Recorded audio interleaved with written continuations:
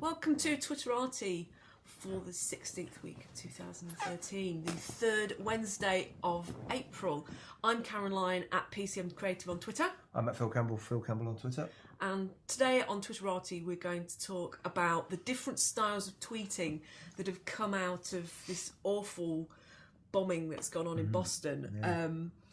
Lots of people either tweet what's going on the street, they're either there or they're watching it on the television, they feel that they want to take part. I haven't seen any awful embarrassing faux pas where people have jumped on the back of the event, but you brought up the article from Purple Car from Christine Chevalier, when tragedy strikes, online reactions, and it was just the different types of people who give reactions online.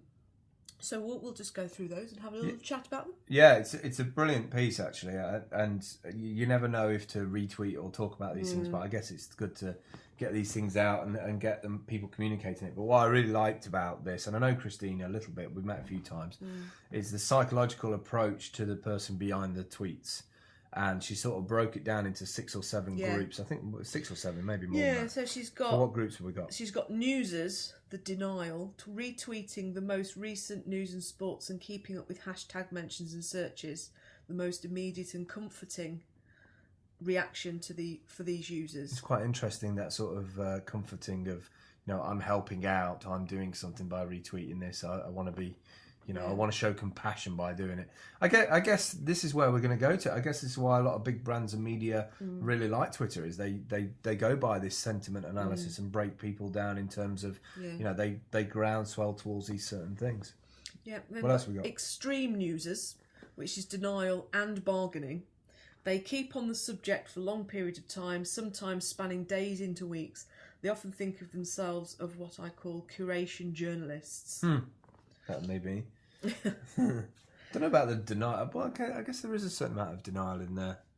It's sort of like it's not nearby to me, or I was really affected by it when I first saw it. I couldn't stop watching it for hours and hours and hours, and it's sort of like it reminds me how delicate the world always sort of hangs in the balance.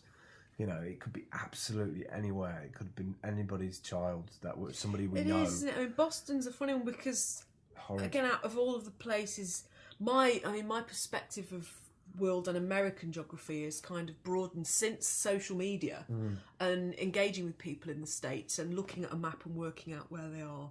And actually, because you've been to Boston and because Cece's in Boston, I kind of have a little bit more of a dialogue. So it's kind of, if it could have been anywhere, it's odd that it was there. So there is a strange feeling about it.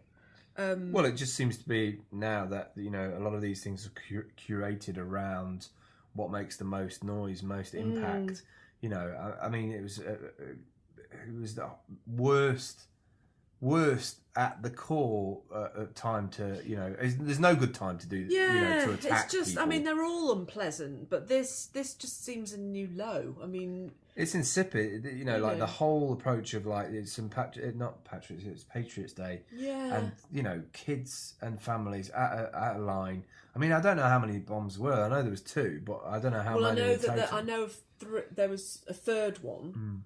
That was outside the JFK. I kind of want to bring up as well before we sort of finish this, and sort of obviously our hearts and thoughts go out to all people involved with this, but I can't help feeling that with all the stuff that was sort of talked about with North Korea the last couple of weeks, and the way that intelligence agencies are going to be looking at those things, how focus can be pulled from one place to another place globally, and then something like this happens, and we don't know yet if it was domestic or international, but we've got to start giving a shit about each other a lot more. I think we really need to care more for each other. Well, I think this goes down on these. We've got the carry-oners, the ones that carry on as if you would, with little mention because they want to keep going forward. Nice little tweet that she posted from McDonald's, we're going to take a pause on Twitter while our thoughts turn to Boston. Yeah, now, that's a really sensible you know, approach. I think brands need to really be aware of that, because if you're auto-posting and it just continues, there is this sense that either you get caught out for it. It ties into our 17-year-old from last week Twitter show about, you know, where data goes to and who uses it and how it can be amplified or taken out of context. Yeah, that, you know, there are times to pause. Yeah, and on that pause, I think so. So we'll put links to this article if you want to go and have a look at it in more detail. And that's us for this week for Twitterati. goodbye.